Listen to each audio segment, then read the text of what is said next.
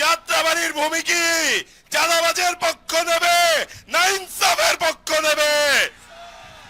যাত্রাবাড়ির ভূমি ইনসাফের পক্ষ থাকবে। সংগ্রামী বন্ধুগণ, ফ্যামিলি কার্ড, কৃষক কার্ড, এসব কার্ডের নামে নতুন কোনো ভাওতাবাজি আমরা দেখতে চাই না। যেই ফ্যামিলি কার্ড নিতে নেতারা 10,000 টাকা ঘুষ দিতে হয়, যেই ফ্যামিলি কার্ড নিতে দলের কর্মী হওয়া লাগে, ক্যাডার হওয়া লাগে, সেই ফ্যামিলি কার্ডের দরকার নাই। বরং আমরা চাই ন্যায্য মূল্যের বাজার,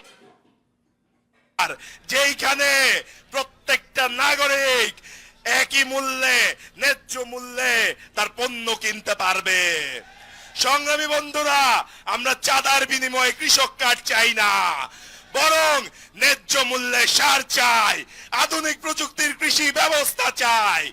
ইনশাআল্লাহ শহীদ ওসমান হাদির রক্তের বিনিময়ে, তার আত্মত্যাগের মধ্য দিয়ে বাংলাদেশ জুলাই পরবর্তী যে নতুন প্রেক্ষাপটে এসে দাঁড়িয়েছে, যার উপর দাঁড়িয়ে এই ঐক্যবদ্ধ বাংলাদেশ তৈরি হয়েছে, সেই ঐক্যবদ্ধ বাংলাদেশের যেখানে যেই মার্কা, সেই মার্কাকে জয়যুক্ত করব এবং ঢাকা বাঁচে কামাল ভাইয়ের দাঁড়িপাল্লা জয়যুক্ত হবে ইনশাআল্লাহ।